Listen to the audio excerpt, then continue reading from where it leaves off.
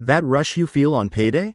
It isn't satisfaction. It's a chemical hook, a carefully engineered dopamine hit designed to keep you exactly where you are, financially dependent.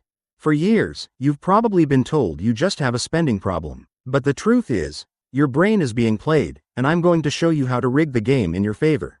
You know the feeling, right? The phone buzzes. A deposit has been made. Instantly, your brain just lights up. Dopamine floods your reward system. It's the same chemical that fires when you win a game or eat something amazing. For a brief moment, you feel optimistic, powerful, and flush with possibility.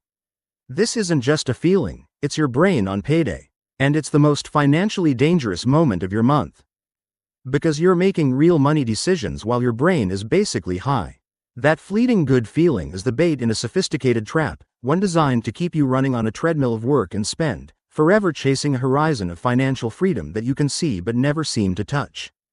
The story always starts the same way. You work hard all month. You sacrifice time, energy, maybe even your peace of mind. When that paycheck finally lands, your brain doesn't see it as numbers in an account. It sees it as a reward. The problem is, our brains are wired to always want more. The anticipation of a reward is often way more powerful than the reward itself. It's why browsing an online store can feel more exciting than actually unboxing the item you bought. This is the dopamine loop, a cycle of trigger, action, and reward. Modern companies are built by engineers who get this loop better than we do. They know that banking app notification is a trigger. They know seeing a targeted ad for shoes you were just thinking about is a trigger. And they have made the action, spending money, as seamless and frictionless as possible. One-click checkout, buy now, pay later, saved credit cards. Those aren't for your convenience. They're tools to close the gap between your impulse and their profit. They're designed to hack your brain. But dopamine isn't the only puppeteer pulling the strings. The other one is fear. Specifically, the scarcity mindset. This is that deep-seated, often subconscious belief that there will never be enough. It creates a tunnel vision that forces you to focus only on what you need right now, blocking your ability to plan for the future. When you're operating from a place of scarcity, you're way more likely to make impulsive choices to soothe the anxiety of not having enough. You might hoard cash in a low-interest savings account because you're scared, or you might overspend on conveniences just to feel like you're buying back time. So you've got dopamine pulling you toward instant gratification and fear pushing you away from long-term planning. You're caught in a psychological trap. Spending money becomes how you deal with stress, boredom, or feeling like you're not enough. And the cruelest irony? The relief is temporary. Once the dopamine high fades, the original anxiety comes rushing back, only now it's got friends, guilt, and a lower bank balance. This creates a vicious cycle. The solution to the stress caused by spending becomes more spending. This cycle has a name: the salary trap, or golden handcuffs. It's a system where your lifestyle expands to match your income, making sure you stay dependent on that next paycheck. Let's look at two people, Sarah and John. Sarah gets a $10,000 raise. She's thrilled, and she deserves it. She immediately upgrades her apartment for an extra $300 a month and leases a nicer car for another $200. She starts dining out more. Adds a few new subscriptions. Her income went up, but her fixed costs shot up right alongside it. She feels richer, but her financial margin, that critical gap between what she earns and what she spends, is still basically zero. She is now chained to her higher-paying job because her entire lifestyle depends on it. Those upgrades weren't just purchases, they were contracts she signed for her future work.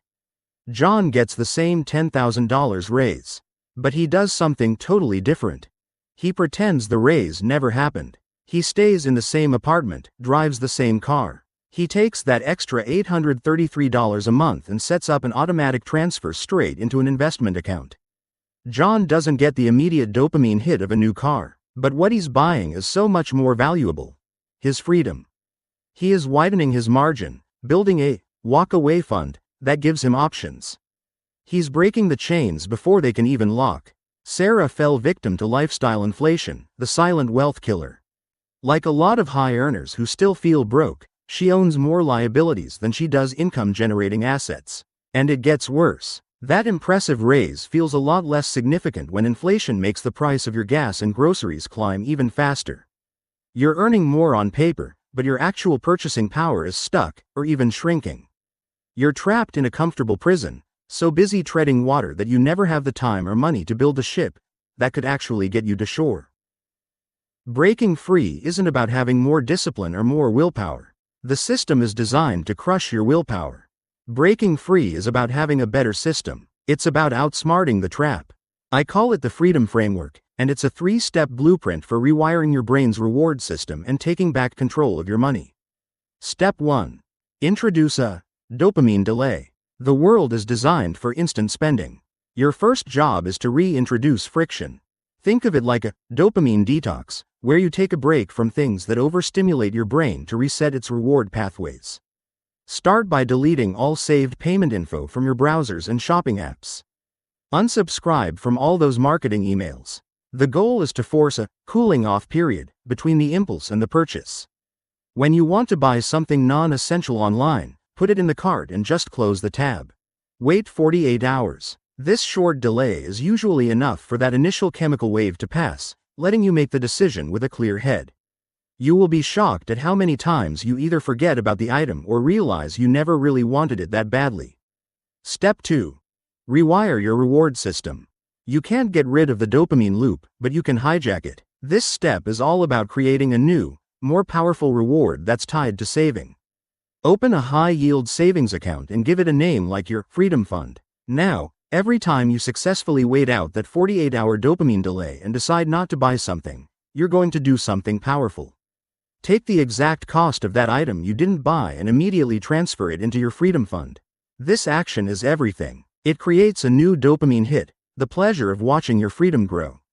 You are actively rewarding yourself for making a smart choice, which reinforces the habit. Instead of the fleeting high of a new toy followed by regret, you get the lasting satisfaction of watching your financial power build. You're literally teaching your brain that saving feels better than spending. Step 3. Engineer your abundance. A scarcity mindset loves an all-or-nothing approach. If you tell yourself you can never spend money on fun things, you're setting yourself up to fail and binge. The key isn't deprivation, it's intention. To fight this, create a separate checking account and call it your guilt-free spending fund. Each payday, set up a small, automatic transfer into this account, maybe just 5% of your income. This money has one job only, to be spent on whatever you want, no questions asked. A fancy coffee, a movie, that shirt. If the money is in this account, you can spend it without a single ounce of guilt. Paradoxically, this makes it so much easier to be disciplined with the other 95% of your money. It gives your brain the pleasure and novelty it craves, but in a controlled way. It stops the scarcity mindset from taking over and sabotaging your real goals. It acknowledges that you're human, not a spreadsheet. Imagine it's a year from now. A payday notification hits your phone. But this time, you don't feel that frantic urge to spend. You feel calm. You see the automatic transfers go out, one to your Freedom Fund, one to your guilt-free spending account, and the rest to cover your expenses, which you now have under control.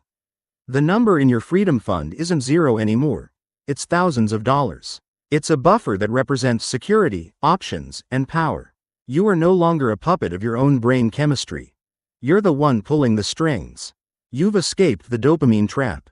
Financial freedom isn't a dollar amount in the bank. It's the absence of fear. It's knowing that your life isn't funded by your next paycheck, but by the assets you've taken the time to build. Thanks for watching, and in the comments below, tell me, what's the one impulse buy you're going to transfer to your Freedom Fund this week? And I'll see you in the next one.